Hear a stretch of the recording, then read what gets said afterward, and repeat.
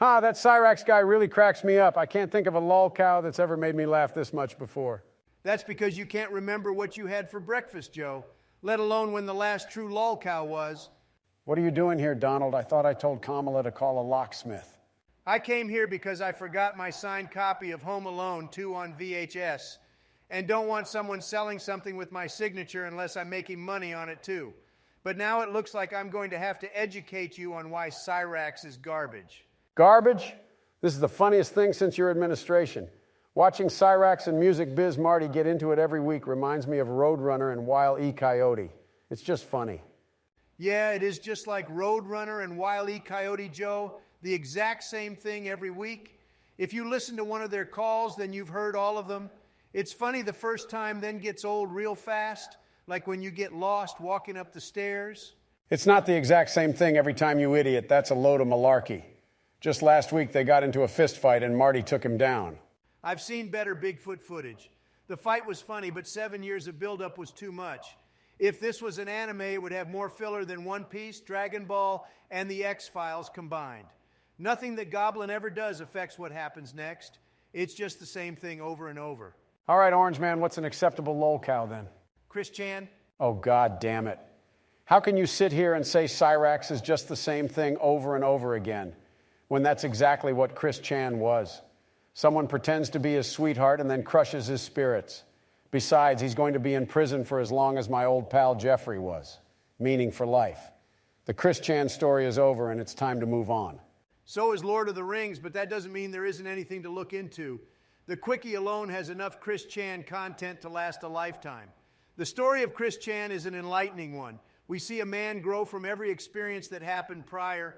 Chris stopped falling for online girlfriends because of how he was burned so many times. We get actual sagas with new and old foes that Chris has to not only overcome, but also learn to live with, since they will never go away. Not only has Chris gone from hating gay people to accepting them, but he has forgiven all of the trolls from the old days, including Blue Spike, a 13-year-old that blackmailed him and almost made Chris burn his own house down, which, by the way, was amazing foreshadowing to when he did do that by accident. Watching the Chris Chan story from start to finish is an experience that will not only touch your heart, but your soul as well. Do you even listen to yourself? You just see yourself in Chris Chan because of how much McDonald's the two of you eat. If I wanted to get into Cyrax, I can hop on in from any point, and it wouldn't take too long to understand what's going on. If I wanted to start learning about Chris, I either have to start a 100-part documentary series or learn about how Bob started collecting stamps when he was 11, up to when he met Barb, and then learn about how many divorces she had before they met at a bar. And touch your heart and soul, Donald. Well, Chris touched that bar bussy. How is that in any way heartwarming? First off, Chris didn't do that of his own volition. Isabella Jenkins spent months grooming Chris to do it because she wanted to be the last Chris troll and get him to self-sunset afterward. But thankfully, her plan was stopped. First off, that's completely inexcusable. I don't even know how you can say that without your fingers crossed. We all know that Cyrax is a terrible person, and that's part of the charm.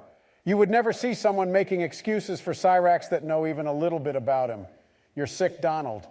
Even your king troll, Liquid Chris, has joined the Cyrax verse. You're as delusional about this as you are on the outcome of the election. You know very well that's not the real Liquid. Besides, Clyde Cash was the king of the Chris trolls. When he sent those hookers to Chris's house, I laughed so hard I couldn't breathe. Marty has done the exact same thing, but better. Just like how you were president before me, it doesn't matter who did it first, but who did it better. In both instances you just gave. The one who did it first was the one who did it better. You want to take this outside, Donald? I'll take you down like Marty took down Cyrax. I'm about to dimensional merge you with the afterlife, Stuttering Joe. What's going on in here? Ronald Reagan. Boys, it doesn't matter who likes what lolcow or whether what happens to one of them is similar to another. God put these people here not for us to argue, but to brighten our day, even if it's just for a moment. Now, what do you say we have an ice cream and pizza party while we watch some Ethan Ralph? Gee, Joe, you know Reagan's right.